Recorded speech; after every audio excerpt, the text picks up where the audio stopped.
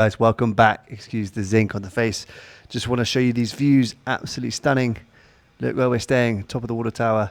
You saw my last episode, you might have seen some of the background behind the scenes of where we are, but absolutely incredible. Anyway, wanted to share with you a conversation I had with someone recently who came through Entertech 2 years ago. He was working in an Amazon warehouse factory and had no experience in software sales, came on our program and now is earning close to six figures within the tech space, fintech payment space. And it just shows, right, the biggest misconception is that you have to be a coder. And that's not the case. You know, lots of people are transitioning into AI sales and software sales roles with no experience. I guess the one thing that they all do, though, is that they make a decision to upskill and reinvent themselves. And a lot of people get stuck in the realities of life, right? They go through that circle where they think their job is their identity, and there's no way of changing that. They might be a firefighter, policeman and women, you know, someone who works as a teacher. We've helped loads of people from different walks of life and different backgrounds.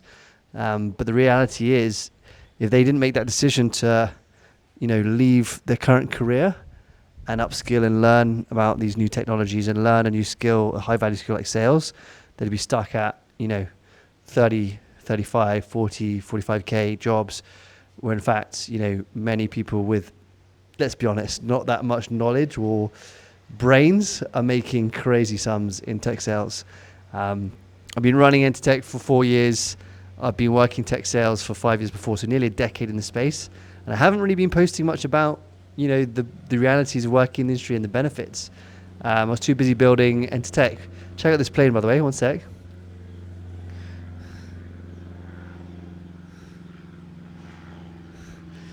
But now, you know, we want to change that. And I want to share some success stories with you guys.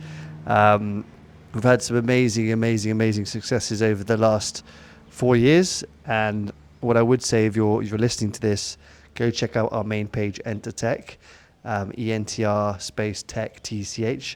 Got a lot of YouTube videos and testimonials and podcasts with people that have transitioned careers. But I guess it all starts to one thing, guys. Where do you want to get to in the next 12 months, 24 months?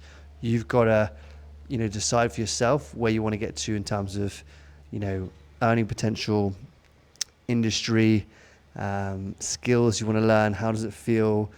You know, I guess from my standpoint, people that do really well in tech sales are coachable, willing to learn, really driven financially, team players, but also able to work individually. So if you have those kind of traits, it's a good fit, right? And you've got to have some sort of interest in the evolving nature of tech and AI.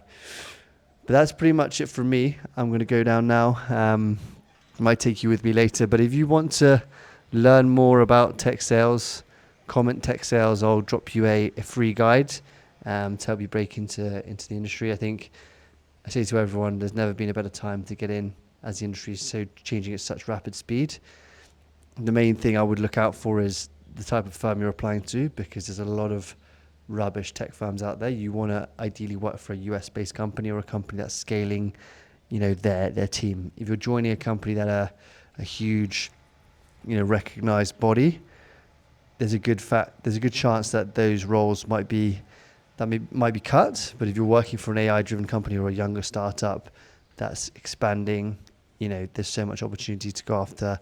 And again, I can do a video on startups versus scale-ups, but I loved working in startups because I got the opportunity to travel, have autonomy on, you know, running deals early on in my career. The progression's there, and also you can move a lot quicker. Whereas if you learn or go to a big organization, obviously the learning and the training might be very methodical and rigorous, but I think from my side, you can learn on the job a lot more and you can progress quicker through the industry. All you need is, you know, to do an SDR or BDR role for 12 months or 18 months and then get an account executive title, which is the next title up, and you can go anywhere in the world, command pretty much a six-figure job with little to no experience. All you need to know is how to close deals. You know, if you become an account executive and you do a good job for a year, so within 24 months, you can go with your t-shirt and a suitcase, a laptop and a Wi-Fi, and walk into pretty much any software company if you have a track record of success. And all it takes is 24 months of hard work.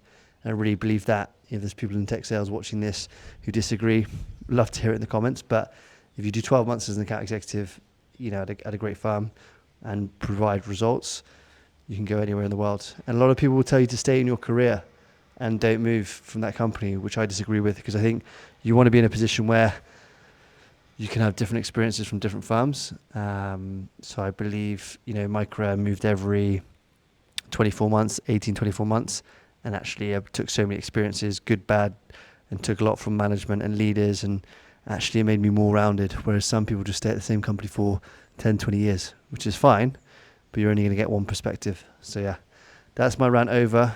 Check out this view, and we will see you guys in the next one.